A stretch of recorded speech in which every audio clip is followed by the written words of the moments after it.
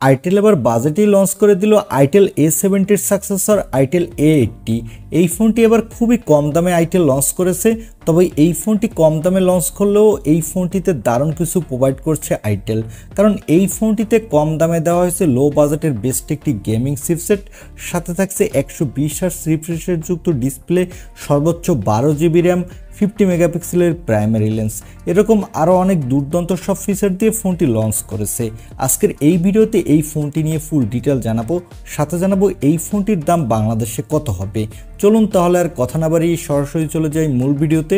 তবে মূল ভিডিওতে যাবার আগে আপনাকে বলবো ভিডিওতে একটি লাইক দিয়ে চ্যানেলটি সাবস্ক্রাইব করে আমাদের সাথে থাকুন। প্রথমে এই ফোনটির আনবক্সিং দিয়ে ভিডিওটি শুরু করা যাক। এই ফোনটির বক্সটি দেখতে পাচ্ছেন, বক্সটির উপরে বড় করে লেখা দেখতে পাচ্ছেন A80, আর বক্সটি খুললেই আপনি দেখতে পাবেন কাঙ্ক্ষিত ফোনটি।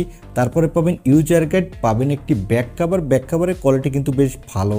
তারপরে পাবেন USB Type-C কেবল, চার্জার আর সিম ইজেক্টর পিন। এই হলো ফোনের বক্স কন্টেন্ট। এবারে কথা বলবো এই ফোনটির লুক ও ডিজাইন নিয়ে। এই ফোনটির ব্যাক প্যানেলটি প্লাস্টিকের, তবে এখানে দেওয়া হয়েছে গ্লোসি ফিনিশ, যার ফলে ফোনটিকে দেখতে বেশ ভালো লাগছে এবং হাতে নিলেও ভালো হ্যান্ডসন ফিল পাবেন। আর এই ফোনটির ব্যাক প্যানেলে থাকছে ডুয়াল ক্যামেরা সেটআপ। এই ফোনটির বডি ফ্রেমটি হলো বক্সি শেপের, ফ্রেমটি প্লাস্টিকের। এছাড়া ফোনটির নিচের দিকে দেওয়া হয়েছে 3.5mm headphone Jack, microphone, USB Type-C port এবং স্পিকার। ডান সাইডে পাচ্ছেন পাওয়ার বাটন এবং ভলিউম লকার। বাম সাইডের উপরের দিকে পাবেন সিম কার্ড ট্রে। এখানে দুইটি সিম কার্ডের সাথে আপনি একটি মাইক্রো SD কার্ড ইউজ করতে পারবেন। আর ফ্রন্টে পাবেন একটি middle console selfie camera. Overall ফোনটির লুক ও ডিজাইন আমার কাছে বেশ ভালোই লেগেছে। এবারে আসি এই ফোনটির ডিসপ্লেতে। এই ফোনটির ডিসপ্লেটির সাইজ হলো 6.7 ইঞ্চি মাপের একটি HD+ IPS LCD ডিসপ্লে, সাথে থাকছে 120Hz রিফ্রেশ রেট। এই ডিসপ্লেটির PPI ডেন্সিটি হলো 262 এবং ডিসপ্লেটির সর্বোচ্চ পিক ব্রাইটনেস হলো 500 নিটস, যার ফলে ডিরেকশন লাইটে কিছুটা ব্রাইটনেসের ঘাটতি পাবেন। সাধারণত লো বাজেটের ফোনগুলোতে ডিসপ্লের কোয়ালিটি এরকমই হয়ে থাকে, তবে আপনি কিন্তু লো লাইটে বেশ ভালো পারফরমেন্স পাবেন এই ডিসপ্লেতে।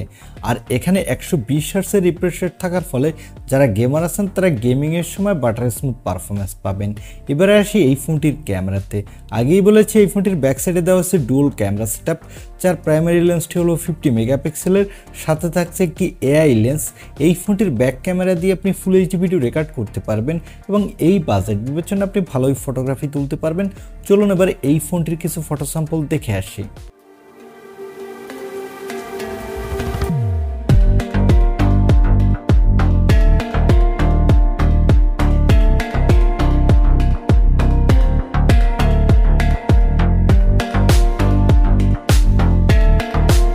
এই ফোনটির ফটো স্যাম্পল থেকে আমার কাছে মনে হয়েছে এই ফোনটির ক্যামেরা কোয়ালিটি বাজেট বিবেচনায় ঠিকই আছে।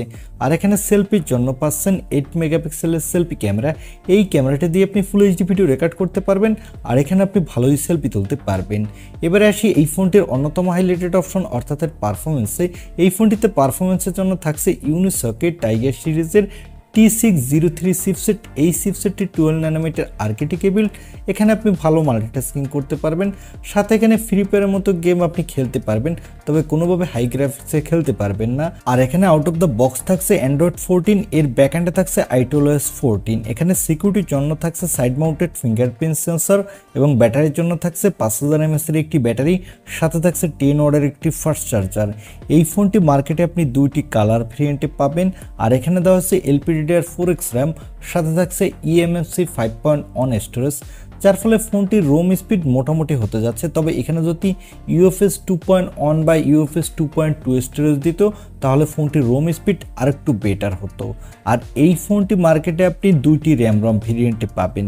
এবারে আসি এই ফোনটির প্রাইজে। এই ফোনটি অলরেডি ফিলিপাইনে মার্কেটে লঞ্চ হয়ে গেছে এবং এই ফোনটির 4128GB ভেরিয়েন্টটির দাম রাখা হয়েছে ফিলিপাইনের মার্কেটে বাংলাদেশি টাকায় 9000 টাকা। বাংলাদেশে আসলেও এই ফোনটির দাম হবে 9 থেকে 9500 টাকার মধ্যে এবং এখানে 4GBর সাথে আপনি আরও 8GB ভার্চুয়াল র্যাম ইউজ করতে পারবেন। আর এর বেস ভেরিয়েন্ট হলো 3128GB। আমার কাছে এই ফোনটিকে মোটামুটি ভালোই লেগেছে বাজেট বিবেচনায়, কারণ এই ফোনটি দেখতে বেশ ভালো। তাছাড়া এই ফোনটির ক্যামেরা কোয়ালিটিকে এই বাজেটে খারাপ বলা যাবে না, বেশ ভালোই বলতে হবে। এছাড়া এখানে আপনি ক্যাজুয়াল গেমিংও করতে পারবেন। এখন এই দামে এই ফোনটি আপনার কাছে কেমন লেগেছে তা কমেন্টে জানাতে পারেন। আর ভিডিওটি ভালো লাগলে অবশ্যই একটি লাইক দিয়ে চ্যানেলটি সাবস্ক্রাইব করে আমাদের সাথে থাকুন। দেখা হবে নেক্সট ভিডিওতে। আজকের মতো আল্লাহ হাফেজ।